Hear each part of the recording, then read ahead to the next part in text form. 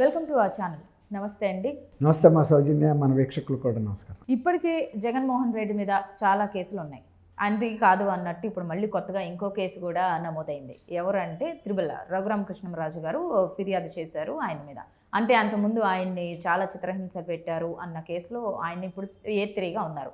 ఆయనతో పాటు ఇంకో ఇద్దరు కూడా సీతారామంజనేయులు ఒకరు, సునీల్ కుమార్ ఒకరు, ముగ్గురు మీద కేసు నమోదైంది. FIR కూడా ఫైల్ అయింది. అసలు దీని గురించి మీరేం చెప్తారు ఈ కేసు గురించి? అసలు R గారి మీద జరిగినటువంటి టార్చర్ సొంత కస్టోడియల్లో టార్చర్ అన్నమాట.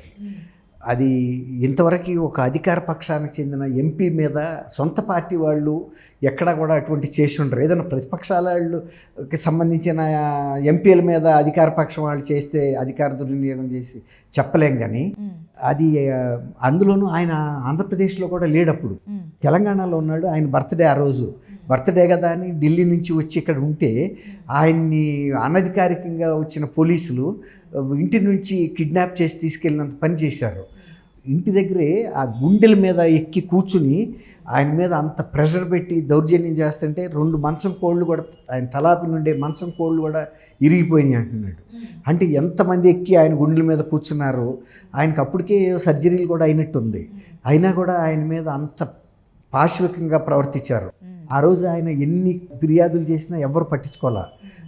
ఆఖరికి కోర్టులో ప్రొడ్యూస్ చేసినప్పుడు ఫిజికల్గా చూపించాడు, భౌతికంగా, ఇదిగో నాకు ఇంత టార్చర్ పెట్టారంటే ఆ జడ్జి ఏం చేశారు, గుంటూరు జనరల్ హాస్పిటల్కి రిఫర్ చేశారు.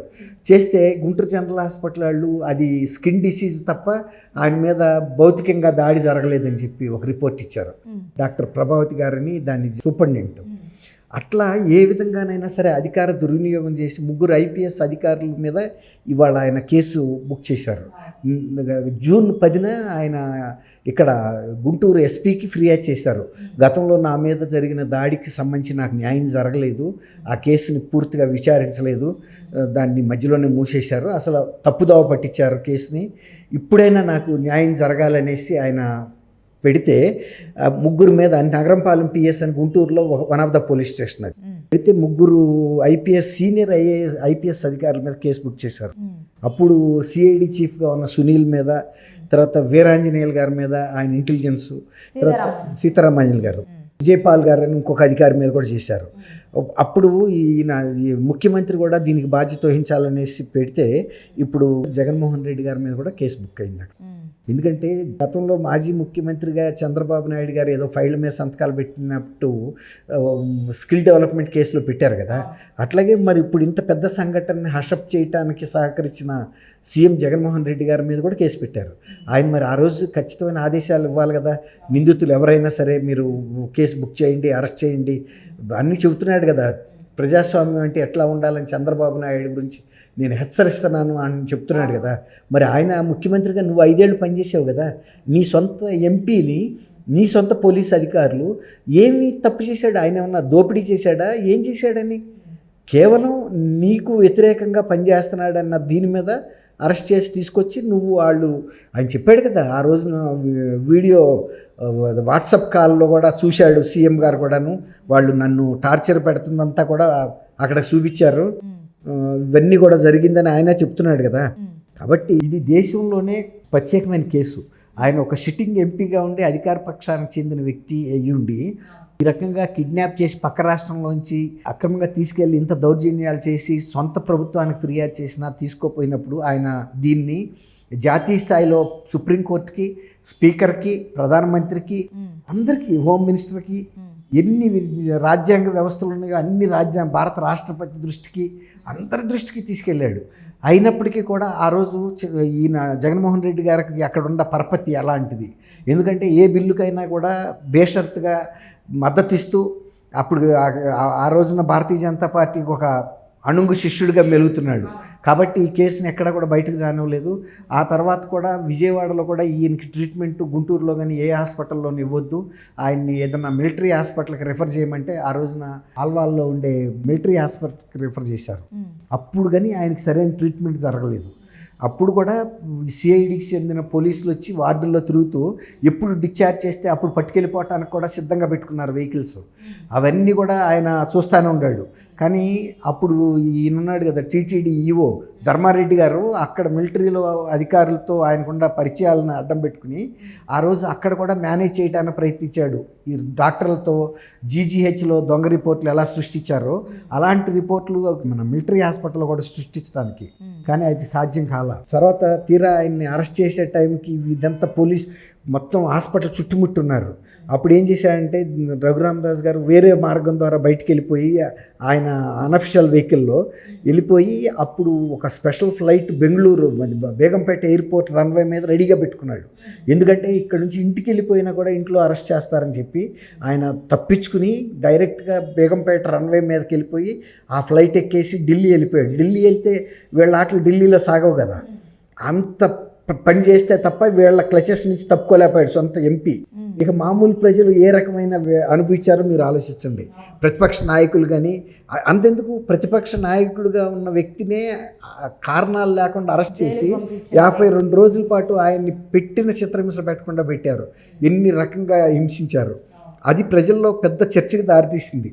మన్నే కాదు, ఒక ప్రతిపక్ష నాయకుడు ఇంత పెద్ద మనిషిని ఇంత వయసు కూడా చూడకుండా ఆయన్ని అవినీతి చేస్తే రాజకీయ అనుభవం ఉండి ఏ కారణం లేకుండా కూడా అరెస్ట్ చేశామని ఆయన కొల్లి రఘురామరెడ్డి నంద్యాలలోనే చెప్పాడు. మా దగ్గర కేసుకు సంబంధించి వివరాలు లేవు, ఎందుకు అరెస్ట్ చేస్తుంది కూడా మా దగ్గర ఆధారాలు కూడా లేవు, కానీ మీరు సహకరించండి, మాతో పాటు రండి, ఎందుకంటే పైనుంచి మాకు ఒత్తిడి ఉందని కూడా చెప్పాడు ఆయన. లండన్ వెళ్తే ఈయన ఆదేశించి వెళ్ళాడు.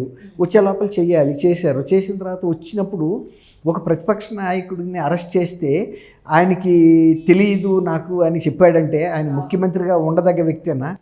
నీకు రాష్ట్రంలో ఇతరులని చంపినప్పుడు నీకు తెలవపోవచ్చు, ఇతరులని అక్రమంగా అరెస్ట్ చేసినప్పుడు నీకు తెలవపోవచ్చు. ప్రతిపక్ష నాయకుడు ఒక్కడే ఉంటాడు. ఇప్పుడు ఆయన కూడా అదే బాధ్యతలో ఉన్నాడు. హోదా లేకపోయినా కనీసం ఇప్పుడు నీ పట్ల కూడా ప్రభుత్వాలు అలాగే చేసి అతను ఎవరో మాకు తెలియదు, ప్రతిపక్ష నాయకుడు అనేవాడు అసలు మాకు ఆంధ్రప్రదేశ్లో ఎవరు లేరు అని చెప్పొచ్చు వీళ్ళు టెక్నికల్గా కదా. తెలియదండి అసలు ప్రతిపక్ష నాయకుడు అనే హోదా ఎవరికి ఇవ్వలేదు ఎవరు స్పీకర్ గారు, కాబట్టి మరి అతను ఎవరో మాకు తెలియదని లేపొచ్చు, కానీ లేపటం లేదు కదా. ఇవాళ నువ్వు ఓడిపోయి 10 రోజులు అవ్వకముందే వచ్చి నువ్వు మళ్ళీ ప్రభుత్వాన్ని హెచ్చరిస్తున్నావు. ఇన్ని అకృత్యాలు నీ సొంత ఎంపీని చేశావు, ప్రజలు చేశావు, ఆఖరికి నా ప్రతిపక్ష నాయకుడిని అరెస్ట్ చేసిన సంగతే నాకు తెలియదని ఒక ముఖ్యమంత్రిగా మాట్లాడితే ఆయన లండన్లో ఉన్న స్విట్జర్లాండ్లో ఉన్న ఇలాంటి సంఘటనలన్నీ కూడా ముఖ్యమైన డెవలప్మెంట్స్ ముఖ్యమంత్రికి ఎప్పుడు అంతే.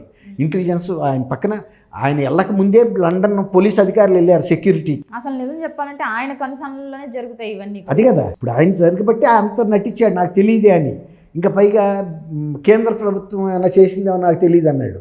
కేంద్ర ప్రభుత్వం ఉలిక్కిపడింది, ఇదేంటి అతను చేసిన తప్పును మన మీద రుద్దుతున్నాడు, అందులో మనకి మిత్రపక్షంగా ఉండాడని. అప్పుడు అమిత్ షా గారు వెంటనే ఈయన పిలిపించాడు కదా, లోకేష్ బాబుని పిలిపించి బాబు ఏంటి ఏం జరిగింది అవన్నీ అడిగితే అప్పుడు లోకేష్ గారు అన్ని విషయాలు చెప్పాడు. ఈ విధంగా మమ్మల్ని టార్చర్ పెడుతున్నారు, అక్రమ కేసులు పెడుతున్నారు, అక్రమ అరెస్టులు చేస్తున్నారు, ఏ విధంగా కూడా మమ్మల్ని కనీస వస్తువులు కూడా అక్కడ ఇవ్వటం లేదని కూడా చెప్పినప్పుడు ఆయన స్టన్ అయిపోయాడు. నీ మీద ఎన్ని కేసులు ఉన్నాయంటే ఆయన చెప్పాడు నా మీద కూడా ఎన్ని కేసులు ఉన్నాయని. అట్లా అండ్ ఇక్కడ ఇంకోటి ఏంటి అంటే ఇప్పటి వరకు జగన్మోహన్ రెడ్డి మీద ఎన్ని కేసులు ఉన్నాయి, అధికారంలో ఉన్నప్పుడు కంటే ఆయనకి చెలాయించారు.